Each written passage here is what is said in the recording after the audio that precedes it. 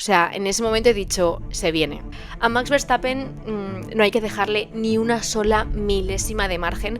Hoy se come lasaña en mi casa, hoy gana Leclerc. Lo entiendo por parte del equipo, pero no lo comparto. No es normal la mala suerte que están teniendo estos dos pilotos. Max Verstappen arrasa en el Gran Premio de Italia en una carrera donde no existe la degradación y entran en juego las Papaya Rules. Esto es La Chica del Paddock y no olvides seguirme para no perderte ningún tipo de contenido. Finalizado el Gran Premio de Italia de 2025, una de las carreras más importantes del calendario, ya a nivel personal, una de las más especiales, sin lugar a duda por esa marea de tifosis que ya para seros sincera y para entrar en materia me ha decepcionado. Si además seguir las categorías inferiores como la Fórmula 2 o la Fórmula 3, justamente en ambas categorías hemos tenido muchísima acción. Ha sido de los fines de semana más entretenidos de ambas categorías, en las que además en la Fórmula 2 hemos podido celebrar el podio de Pepe Martí del domingo y además en Fórmula 3 aprovecho ya en la introducción para felicitarlo, que luego se me olvida, podemos hablar abiertamente de que Campos ya es un equipo ganador de la Fórmula 3, gracias a la victoria, bueno, primera y segunda posición en la carrera del domingo, el equipo español ha logrado su primer título de constructores en esta categoría y viendo un poco cómo se estaba formando este fin de semana tanto en la Fórmula 2 como en la Fórmula 3, se esperaba una gran acción de cara a la Fórmula 1. Sí que es cierto que en la sesión del sábado la clasificación me pareció algo estratosférico, creo que esa es la definición, ya que Max Verstappen consiguió la vuelta más rápida de la historia de la Fórmula 1, superó además el récord que ya sentenció Lewis Hamilton, cuyo monoplaza en 2020 era muy pero que muy rápido, creo que es de los coches más rápidos que ha pasado por Fórmula 1 y Max Verstappen lo pulverizó, pero de cara al domingo y viendo un poco cómo se planteaba la parrilla, Max Verstappen primera posición, luego venían los dos Papaya, luego venía Charles Leclerc con George Russell. Yo lo esperaba una carrera muy entretenida, a seros sincero, y sobre todo muy interesante también a nivel estratégico, teniendo en cuenta que Monza cuenta con uno de los pit stops más largos de toda la temporada. El más largo, es un circuito muy interesante, ya no solo en velocidad punta, sino también por estrategia, aunque suele predominar una única parada como consecuencia de este pit stop. Y antes de entrar en materia de los resultados, mi mayor decepción ha sido con la degradación, porque yo siempre he tenido un poco como en la cabeza de, bueno, si el neumático duro aguanta tanto, pues ok, vale, aguanta tanto, es un neumático, como bien su nombre indica, duro, plantea una estrategia muy diferente, pero cuando ves que en una carrera de 50 vueltas a altas temperaturas, porque muchos pilotos han bajado de los monoplazas exhaustos, que además es un circuito donde la degradación suele tener algunos puntos importancia, ves que en la vuelta 51 de 53 están parando pilotos como Stroll, como Ocon, que no habían parado anteriormente y que sus neumáticos, algunos duros, otros estaban con medios, le han llegado hasta esas vueltas y dices, ¿acaso no había degradación en Monza? O sea, sí que es verdad que el ritmo de los monoplazas pues un poco era bastante evidente, sobre todo ya hablando del ganador de Max Verstappen frente a los dos McLaren, pero me ha sorprendido muchísimo la estrategia mayoritaria, aunque luego comentaremos la de los McLaren, y me ha decepcionado en ese sentido. Creo que el hecho de haber tan poca degradación ha hecho que el espectáculo se apaciguase un poco. Creo que ya no iba a nivel de velocidad de monoplazas, a nivel de ritmo, ya creo que no tenía tanta importancia lo que son los atributos de, lo dicho, velocidad aerodinámica de los coches, sino más bien el punto de degradación, que creo que ha marcado una carrera un tanto aburrida para los que nos esperábamos una gran actuación aquí en Monza. Quien se lo ha pasado genial es Max Verstappen, de eso no tengo ninguna duda. Más allá de los tifosi que estaban ahí en pista, a pesar de que no han podido celebrar el resultado que esperaban, Max Verstappen se lo ha pasado como un niño pequeño, pero durante todo el fin de semana. Creo que Max Verstappen llegaba a Monza siendo consciente de que ya no está en la lucha por el Mundial, difícilmente iba a volver a conseguir una victoria y creo que ya teníamos bastante en la cabeza de que a Max Verstappen no se le puede dar un rincón, ya no digo un espacio, digo un rinconcito, porque se te cuela. Y en la clasificación, como he dicho antes, batiendo el récord de pista de Monza y sentenciando una de las vueltas más rápidas de la historia de la Fórmula 1, fue por cuestión de milésimas. Y es que a Max Verstappen, ya no digo esta temporada, sino ya creo que es a nivel general, aunque esto seguramente lo que estemos comentando no está sorprendiendo a nadie, a Max Verstappen no hay que dejarle ni una sola milésima de margen, porque en clasificación sí que es verdad que estaba mucho más apretado, pero luego en carrera ha mostrado un ritmo impresionante. De verdad que me venían recuerdos de 2023. Sí que es cierto que también entra en juego la estrategia de McLaren, pero en el momento en el que ves a Max Verstappen cruzar la línea de meta a 20 segundos, casi, no han sido 20 exactos, 19,8 aproximadamente, yo me he quedado parada mirando al televisor diciendo: esto es la temporada 2023. Gracias a Dios solamente ha sido una carrera, porque la de 2023 era una carrera tras otra, tras otra, tras otra, de un dominio incontestable de Max Verstappen. Pero además me ha parecido que ha sido una carrera magnífica para el 4 veces campeón del mundo. Creo que es la tercera vez que gana aquí en Monza y la verdad es que es más que meritoria. También es cierto que Max Verstappen creo que ha protagonizado uno de los momentos más cómicos o más polémicos, creo que se puede tratar de las dos maneras, de este gran premio, que ha sido la polémica de McLaren. Realmente creo que de Max Verstappen no podemos decir mucho más, no porque no haya sido una gran carrera por parte del neerlandés, sino que sé que si estás ahora mismo escuchando este episodio, viendo este vídeo en YouTube o en Spotify, que recuerdo que me podéis escuchar desde las dos plataformas, es por todo el drama que ha surgido en el equipo McLaren. Y yo he de confesar que a ver, los que estáis escuchando más el podcast regular sabríais que yo quería aquí una victoria de Ferrari, entonces yo viendo la salida en la vuelta de formación decía, nah, que se choquen los tres primeros y está hecho, está ganado.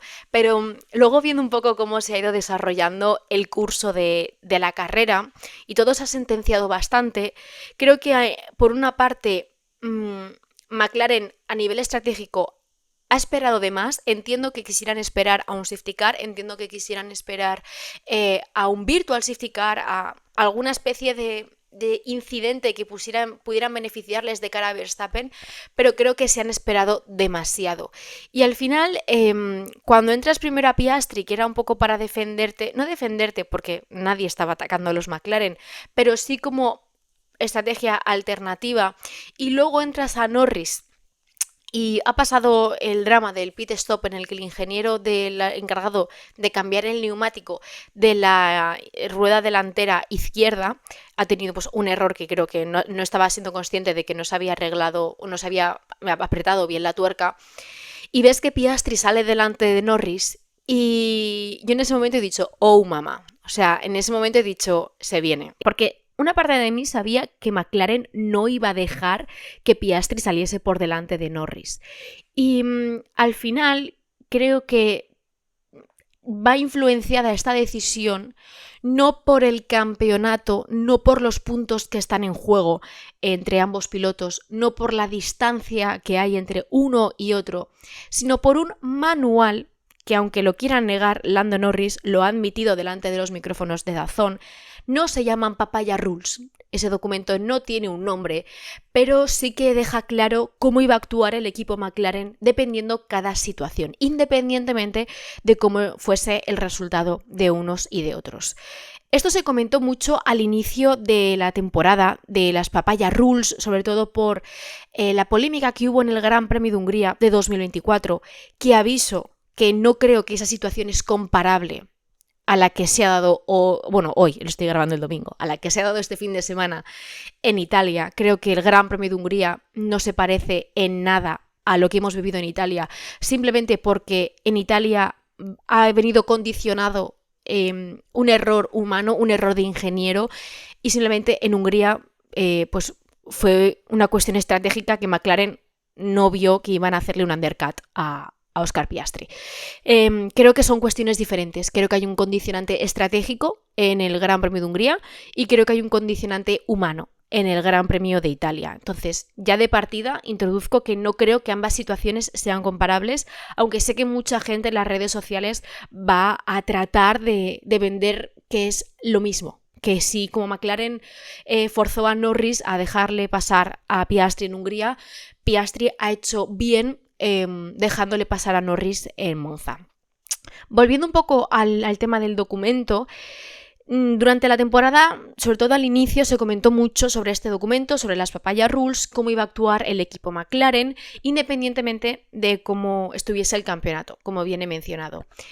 Y si un equipo, considero yo, tiene que hacer este tipo de documentos que no tienen en cuenta el contexto, no tienen en cuenta las circunstancias, no tienen en cuenta a lo mejor otras posiciones de otros pilotos que puedan poner en peligro un poco la carrera de los McLaren. Gracias a Dios, depende ya cómo lo miren, ¿no? Pero a McLaren nadie les estaba haciendo ningún tipo de sombra, ni Charles Leclerc por detrás y Max Verstappen es que ni veían la sombra de Max. Entonces, entiendo que está bien y que es correcto tratar de hablar con tus pilotos cómo se va a actuar de manera genérica, pero tal y como lo ha dejado ver Lando Norris en los micrófonos de DAZN se hizo un documento, se estableció cómo iba a actuar el equipo en determinadas situaciones, independientemente, que creo que esto es lo más importante y a lo mejor la razón por la que a muchos nos choca lo que ha pasado con McLaren, porque Lando Norris ha dicho independientemente de cómo esté el campeonato,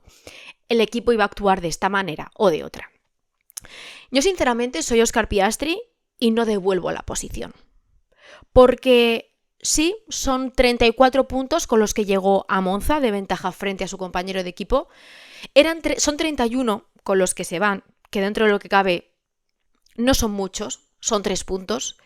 Pero hemos visto en temporadas anteriores a la Fórmula 1, quizás muy anteriores y de hace muchísimo tiempo, cómo cada punto cuenta y cómo ha habido mundiales que se han ganado por 3 puntos. Justo os subí un vídeo esta semana hablando de Stirling Moss, el piloto que más veces ha quedado subcampeón sin ganar un título mundial. Y creo que fue, aquí me estoy a lo mejor liando, pero creo que fue en el 58 con Mike Hawthorne, le faltó un punto. En otro campeonato contra Jim Clark le faltaron 3 puntos. Es decir, 3 puntos. Por 3 puntos Stirling Moss no fue campeón, creo que fue en el 63. Y Oscar Piastri hoy ha dejado escapar 3 puntos. Los ha dejado escapar porque ha hecho caso a su equipo. Y yo entiendo el hecho de la Fórmula 1 es un trabajo de equipo. Y yo defiendo que la Fórmula 1 es un deporte de equipo y es un trabajo de equipo. El equipo gana y pierden juntos. Independientemente de cuáles sean las responsabilidades del piloto, independientemente de cómo sean las responsabilidades del equipo. Pero creo que a pesar de que Oscar Piastri haya hecho ese movimiento, creo que también para quizás no generar tanta polémica de cara a redes sociales, prensa y tal, me parece de ser un poco cobarde. Y si habéis seguido esta temporada, sabéis que yo he defendido a Oscar Piastri a capa y espada y que para mí es uno... Bueno, uno no, si tuviese que decidir entre Lando Norris y Oscar Piastri, me inclino hacia el australiano. Pero veo el movimiento de Piastri y digo, ok, vale que hayáis hecho este tipo de manual y puedo llegar a entender e incluso justificar de que, oye, si se ha aclarado esto en este punto de la temporada bajo estas condiciones, se hace. Eso no lo estoy... como un poco rechazando, es decir, si Oscar Piastri estaba comprometido a ello, puedo entender que haya hecho este movimiento. Pero de cara al campeonato, creo que refuerza un poco el sentimiento que tenemos todos de que no estamos viendo una lucha por un campeonato de Fórmula 1. No digo que haya que ver sí o sí un villano, es decir, no tenemos que tener sí o sí a un Max Verstappen y un Lewis Hamilton de turno de 2021, pero sí que hay una clara falta de garra por parte de los dos pilotos. No sé si tiene que ver el hecho de que sean del mismo equipo, no sé si tiene algo que ver el hecho de que McLaren, viendo un poco el historial que tiene con otros pilotos luchando por campeonatos del mundo, haya tomado cartas en el asunto, pero, repito, son 3 puntos. Y yo ahora mismo lanzo una pregunta y es, en el caso de que el Mundial, en vez de 34 puntos de ventaja, o 31 ahora de Oscar Piastri, la diferencia de puntos fuese de 2, que simplemente la variación de estar en un segundo lugar o en un tercer lugar cambia el orden de la clasificación? ¿Qué respuesta habría dado McLaren? ¿Habrían aplicado ese documento en el que al principio de la temporada explicaban que independientemente de las condiciones del campeonato se iban a adoptar esta serie de medidas, esta serie de reglas, aunque no las quieran llamar papaya rules, para nosotros son las papaya rules? En el caso de que la distancia en el campeonato, en vez de 31 puntos como es ahora, fuese de 2, ¿creéis que Oscar Piastri, esto ya estamos hablando de supuestos, pero creéis que Oscar Piastri hubiese cedido la posición? Entiendo a la gente que le pueda dar rabia y entiendo que, sobre todo por parte de los aficionados de Lando Norris, vean este nuevo escenario o este nuevo caso, esta nueva polémica, como otra vez a criticar a Lando Norris. Creo que aquí no hay que criticar a Lando Norris. Es decir, la carrera de Lando Norris no ha sido mala. Lando Norris ha hecho todo lo que podía hacer. En la salida ha sido agresivo, más allá del movimiento con Max Verstappen. Luego le ha adelantado en pista sin problema, aunque luego Max Verstappen le ha vuelto a adelantar. Pero básicamente Lando Norris no ha cometido ningún error este fin de semana. Y el hecho de que mucha gente quiera atacar a Norris, creo que nos estamos equivocando de enemigo. Es decir, creo que Lando Norris no es el culpable de que Oscar Piastri le haya cedido esa posición. Realmente las críticas no tienen que ir hacia Lando Norris, tienen que ir hacia el equipo McLaren. Y ese documento, que tal y como ha firmado Lando Norris en DAZN, existe, en el que marcaron una serie de pautas de cómo iba a actuar el equipo independientemente de cómo esté el campeonato. Y sé que estoy incidiendo mucho en esto, pero es que me parece muy grave. Porque en este campeonato sí que es cierto que están luchando los dos. Pero si hubiese habido una tercera persona, estamos hablando de supuestos, está claro. Pero de verdad me parece muy... o más bien un error establecer ese manual como independientemente de lo que pase en el campeonato. Porque son 34 puntos, lo dicho, o bueno, 31 ahora que tiene Oscar Piastri. Pero, ¿y si se da una situación similar, pongámosle en Las Vegas, a 3 carreras de terminar, con una distancia muchísimo menor entre los dos pilotos? ¿Va a actuar McLaren de la misma manera? Estoy hablando tanto como le ha pasado a Piastri como en el caso contrario, en el caso de que Lando Norris sea un poco el beneficiado de esta maniobra. Lo dicho, no creo que haya que criticar a Lando Norris y creo que si se está haciendo, que sinceramente no me estaría sorprendiendo, sería un error. Bueno, se me acaba de ir la luz del foco, lo he conseguido arreglar, pero he de confesar que me he perdido un poco en lo que estábamos comentando, pero bueno, más o menos creo que tampoco había que alargarlo mucho más. Creo que McLaren debería revisar un poco ese documento. Creo que para mí, sinceramente, ha sido un error pedirle a Oscar Piastri que devuelva posición. Puedo llegar a entenderlo, lo dicho, teniendo en cuenta cómo ha planteado McLaren esta temporada, lo puedo llegar a entender, pero no lo voy a defender. Es decir, puedo llegar a entender que McLaren haya impuesto una serie de reglas, una serie de normas al principio de la temporada y que se iban a aplicar en la carrera independientemente de cómo esté el campeonato, pero lo que no voy a defender es que estas cosas sigan pasando en la Fórmula 1. Entiendo que es algo del equipo que al final gana el equipo, pierde el equipo. A mí, sinceramente, tampoco me afecta mucho si gana o no McLaren. Me afectaría más si el que gana o pierde sería Ferrari. Pero creo que cosas como esta, en la que no estamos viendo una competición feroz por parte de ambos, al final acaba por un poco, no quiero decir desprestigiar, pero sí ensuciar lo que es la filosofía de la Fórmula 1, lo que es la naturaleza de la competición, que al final el error ha sido humano, es decir, que es un poco lo que está diciendo todo el mundo. Lo que no podemos pretender es que las carreras salgan o los resultados acaben como McLaren quiere que acaben. O sea, me parece un poco feo lo que ha pasado hoy en Italia.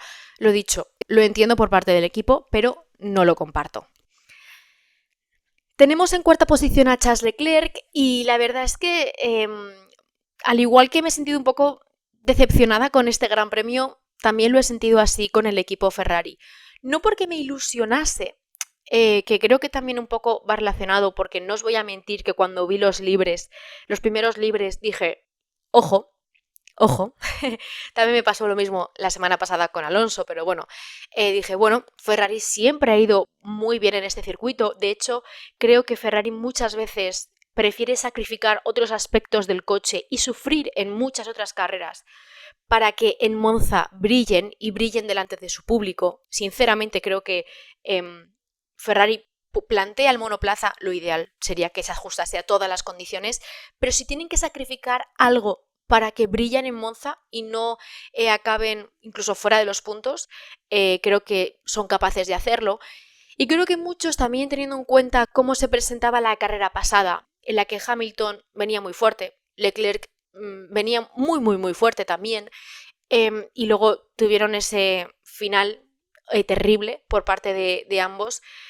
Creo que era una gran oportunidad, pero el ritmo de Ferrari ha sido decepcionante. Y de hecho me sorprendió verles tan fuerte en clasificación, porque durante esta temporada hemos estado comentando que Ferrari ha hecho ciertos cambios a la hora de entender el monoplaza, a la hora de planificar su gran premio, porque esta temporada casualmente estaban flojos en clasificación y estaban muy fuertes en carrera. Y en Monza quizás es la excepción, pero ha ocurrido todo lo contrario. Ferrari se postulaba como, sobre todo Charles Leclerc, como posible poleman de este gran premio. Y aunque durante durante el inicio de la carrera se veía a un Charles Leclerc muy agresivo, conforme han ido pasando las vueltas, la degradación, o no sé realmente el qué, la gestión, más que degradación ha sido la gestión, pues al final ha hecho que Ferrari no consiga el resultado ideal. Frédéric Vasseur ha comentado que su resultado ideal era acabar en el podio como mínimo. Y al final ves el ritmo, que tampoco se estaba acercando mucho a Piastri, estaban marcando 3-4 segundos. Y yo entiendo que pueda dar rabia, y yo soy la primera, si escucháis el podcast regularmente, soy la primera que desea un gran resultado de Ferrari este fin de semana. De hecho, el año pasado, quizás un dato curioso para los que no me sigáis en redes sociales, que te animo a hacerlo, claramente, el año pasado comimos lasaña en mi familia en semana de Gran Premio. Me gusta a veces cuando hay ciertos grandes premios, yo que sé, pues en México solemos comer fajitas, en el Gran Premio de Italia comemos lasaña, y el año pasado ganó Leclerc, y yo, a lo mejor llamarme ingenua, pero yo esta mañana me he levantado como, hoy se come lasaña en mi casa, hoy gana Leclerc. Pero no ha sido así. La decepción en cuanto a ritmo de carrera de Ferrari ha sido sorprendente, lo dicho, por cómo se ha visto a Ferrari en otros grandes premios en carrera, que se mostraban mucho más fuertes que en clasificación, y no era habitual esto hace un par de años. Pero está claro que no ha sido lo ideal. La estrategia también ha sido un poco rara porque no se estaban defendiendo de George Russell, y creo que Ferrari, viendo un poco cuál iba a ser la estrategia que iba a adoptar el equipo McLaren, ha decidido ir a lo sencillo, no complicarse, y aunque les ha salido bien con Charles Leclerc, a Lewis Hamilton le ha hecho perder tiempo. Cuando Hamilton entra a boxes estaba más o menos a unos 2 segundos de George Russell, y luego cuando ha salido del pit stop el británico Hamilton, estaba a más de 7, perdiendo posición también con, creo que ha sido Stroll y Ocon, si no me equivoco. Pero bueno, aún así creo que me quedo con el resultado positivo, que son que ambos monoplazas han puntuado por fin.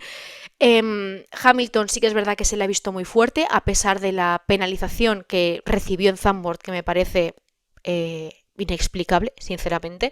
Creo que no merece más descripción esa sanción, inexplicable.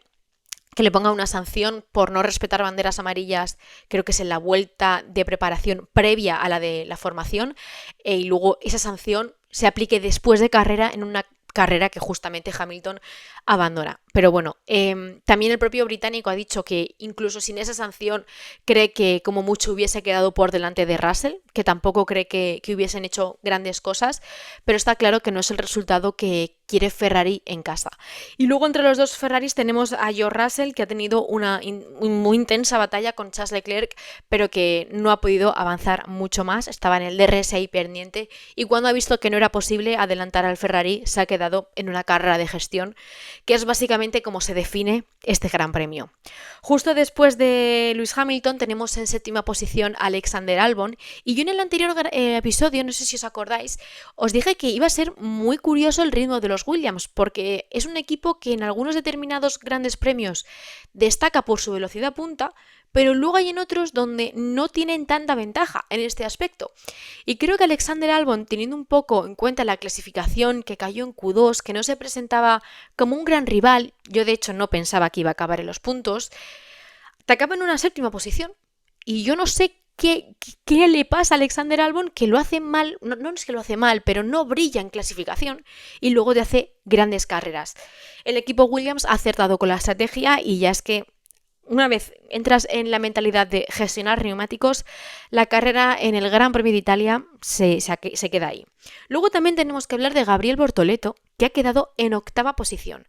Yo este piloto sabía que iba a venir fuerte en esta temporada de 2025, que iba a ser un rookie muy sorprendente, sobre todo a los que ya lo hemos visto en Fórmula 2 y en Fórmula 3, conocíamos las habilidades de Bortoleto, pero que ya esté clasificando delante de Hülkenberg, incluso si el alemán hubiese disputado el Gran Premio, porque tuvo que abandonar antes de la salida, también hubiese quedado por delante de él, ya solo por puro ritmo.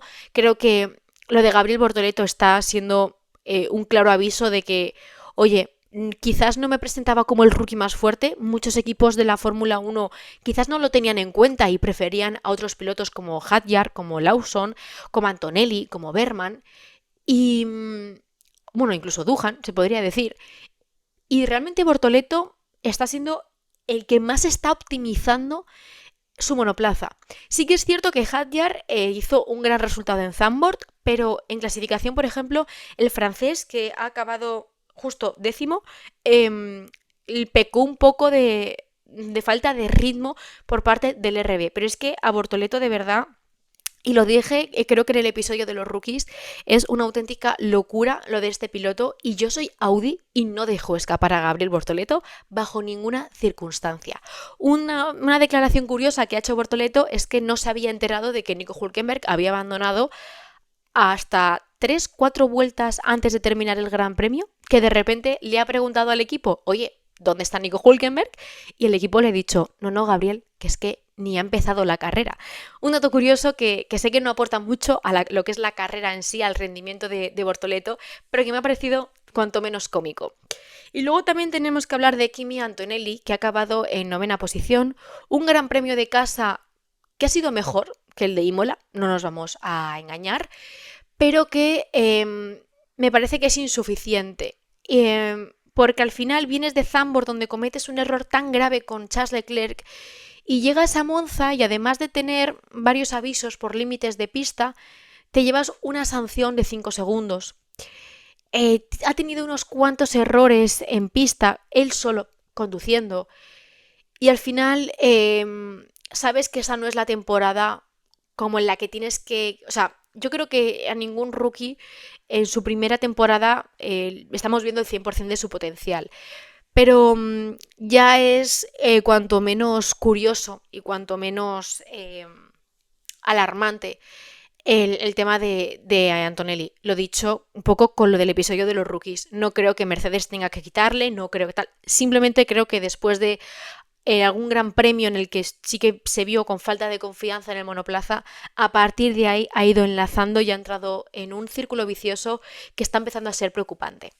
Fuera del top 10 tenemos en 11ª posición a Carlos Sainz, y de verdad que yo no sé qué tipo de maldición hay ahora mismo en los pilotos españoles en Fórmula 1. Voy a hablar también de Alonso, porque creo que así hago un 2x1 y no os tenéis que esperar hasta el final del vídeo, porque lo que voy a decir con unos y con otro, o sea, con el uno y con el otro, es prácticamente lo mismo.